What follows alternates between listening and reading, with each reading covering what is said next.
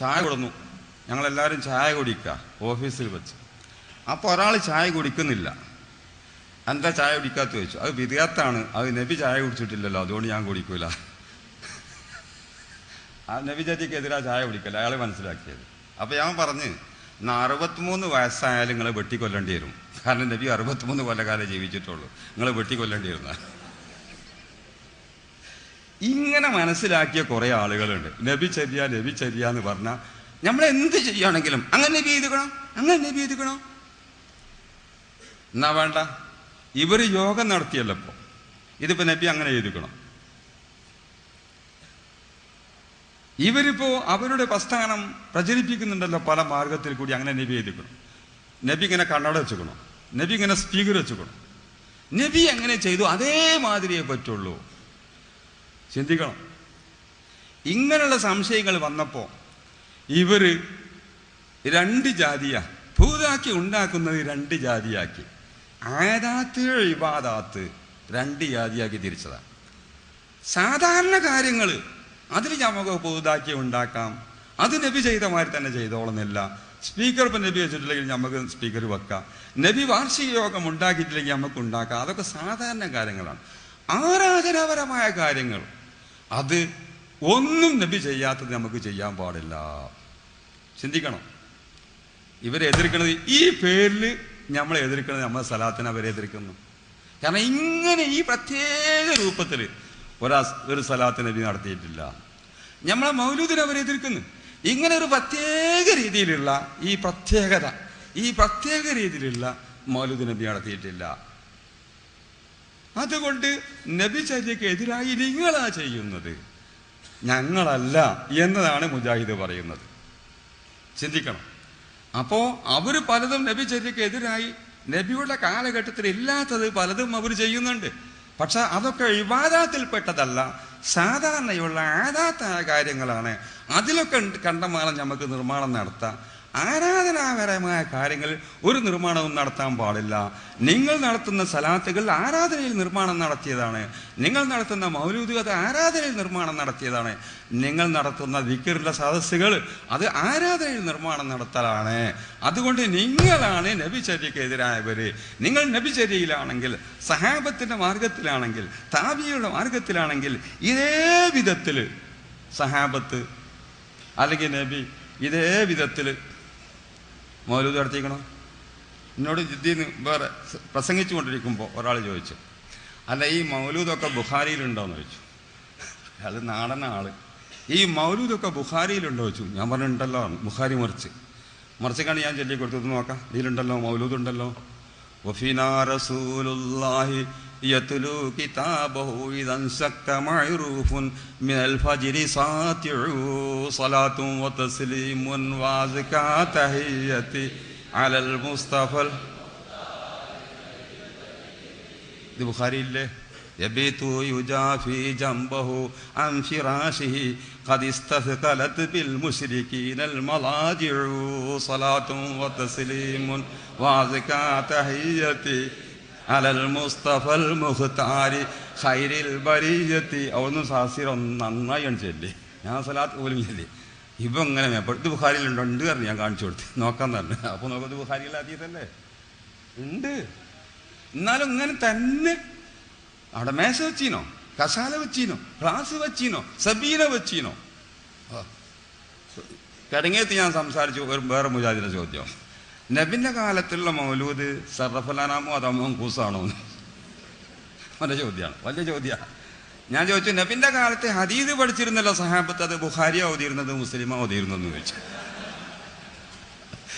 നബിന്റെ കാലത്ത് സഹാബത്ത് ഹദീദ് പഠിച്ചിരുന്നല്ലോ, അത് സംശയമൊന്നുമില്ല. അത് ബുഖാരിയാണ് അവർ ഓതിയിരുന്നത് അതോ മുസ്ലിമോ ഓതിയിരുന്നത് ചോദിച്ചു.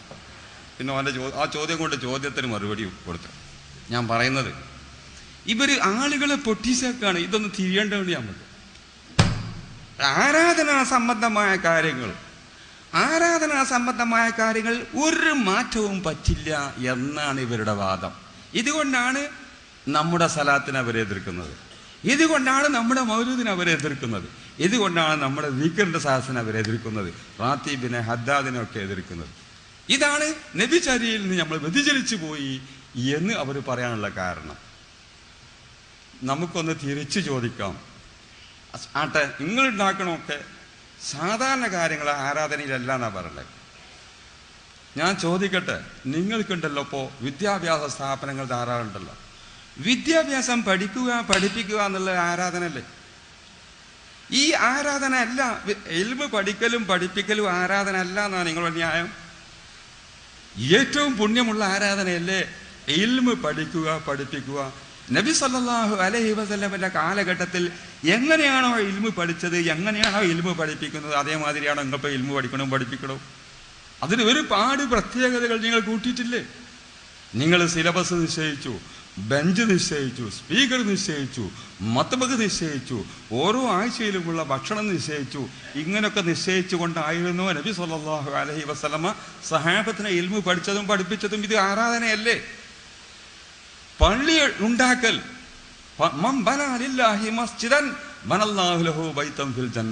അള്ളാഹുവിന്റെ വജഹിന് വേണ്ടി ഒരാൾ പള്ളി ഉണ്ടാക്കിയാൽ അള്ളാഹു തആല ഉടനെ തന്നെ അവർക്ക് അതുപോലെയുള്ള ഒരു ബിൽഡിംഗ് സ്വർഗത്തിൽ ഉണ്ടാക്കും എന്ന് നബി സല്ലല്ലാഹു അലൈഹി വസല്ലം പറഞ്ഞിരിക്കുന്നു. എന്നാൽ നബിയുടെ കാലത്ത് നബിയും സഹാബത്തും താബിയും ഉണ്ടാക്കിയ പള്ളി പോലെയാണോ മുജാഹിദീൻ എൻ്റെ പള്ളി? ഇത് പുണ്യകർമ്മമല്ലേ? എന്നിട്ട് ഈ സലഫി എന്ന് എന്നെ കൊണ്ട് പറയാൻ പറ്റുന്നത് എങ്ങനെ?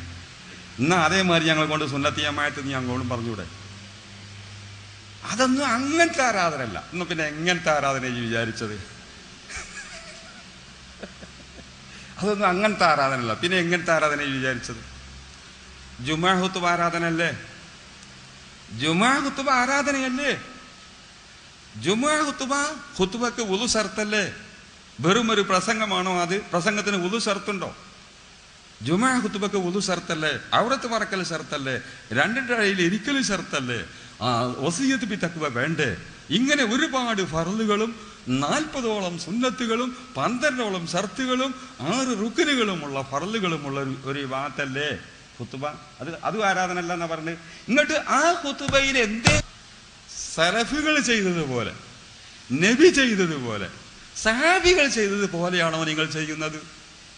ആ ഖുത്ബ നിങ്ങൾ തിരുമറി നടത്തി അണ്ടി ഖുത്ബയാക്കിയില്ലേ? തേക ഖുത്ബയാക്കിയില്ലേ? അണ്ടി ഖുത്ബ, അണ്ടി കാലത്ത് അണ്ടിക്ക് വില കൂട്ടണം എന്നാ ഖുത്ബ പോകുന്നത്.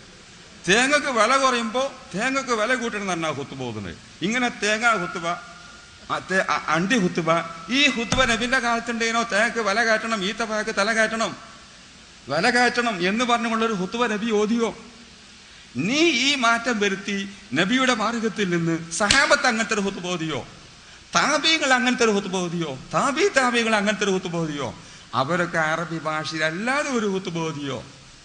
അവരൊക്കെ ഖുത്ബ ഓതിയത് ജനങ്ങൾക്ക് തിരിയണ ഭാഷയിലാണ്. അവരൊക്കെ നിസ്കരിച്ചതും തിരിയണ ഭാഷയിലാണ്. നമുക്ക് നിസ്കാരം മലയാളത്തിലായിക്കൂടെ? അവർ നിസ്കരിച്ചതും തിരിയണ ഭാഷയിലല്ലേ? ഖുത്ബ മാത്രമേ തിരിയണ ഭാഷയിലാക്കിയിട്ടുള്ളൂ. എന്നാ പിന്നെ നിസ്കാരവും ഞങ്ങൾക്ക് തിരിയണ ഭാഷയിലായിക്കൂടെ? നിസ്കാരം തിരിയണ ഭാഷയിലാക്കണം, മലയാളത്തിലാക്കണം എന്ന് പണ്ട് മുജാഹിദ് കുട്ടികൾ ഒരു പ്രമേയം പാസ്സാക്കിയിരുന്നു. പിന്നെ കാരണന്മാർ പറഞ്ഞു ഖുത്ബ തന്നെ ഇപ്പൊ പൂർത്തിയായിട്ടില്ല, ഞങ്ങൾ ഇപ്പാണ് അടങ്ങിക്കയറി.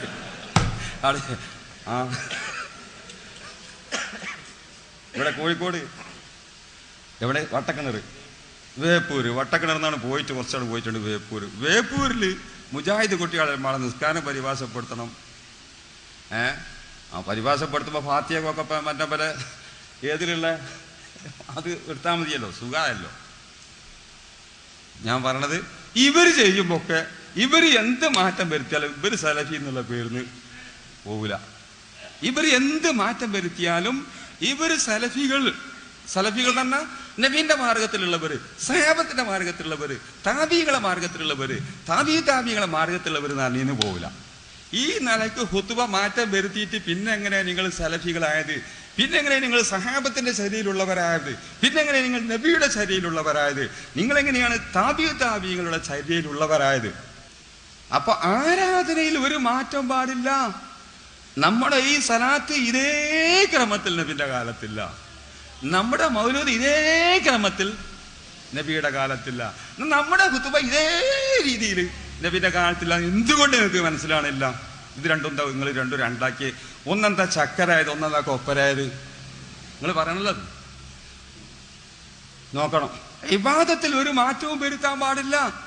ഇവർ കണ്ടുപിടിച്ചതാണത്. എന്നിട്ട് ഇവർ പറയുന്നു, ഇവർ സലഫികളാന്ന് പറയുന്നതിന്, ഇവര് സുന്നത്തിന്റെ ആളുകളാന്ന് പറയുന്നതിന് അർത്ഥവുമില്ല. സുന്നത്തിന്റെ ആളുകൾ എന്ന് പറഞ്ഞാൽ നബി ചര്യ സഹാബത്തെ എങ്ങനെ വ്യാഖ്യാനിച്ചു ആ വ്യാഖ്യാനം അംഗീകരിക്കുന്നവർക്കേ സുന്നത്ത് ജമാഅത്ത് എന്ന് പറയാൻ പറ്റുള്ളൂ. സഹാബത്തിന്റെ വ്യാഖ്യാനം നബി ചര്യക്ക് ഇവർ അംഗീകരിക്കുന്നില്ല. അതുകൊണ്ട് സുന്നത്ത് എന്ന് മാത്രം പറഞ്ഞേക്കാം, സുന്നത്ത് ജമാഅത്ത് എന്ന് പറയാൻ ഇവർക്ക് അർഹതയില്ല.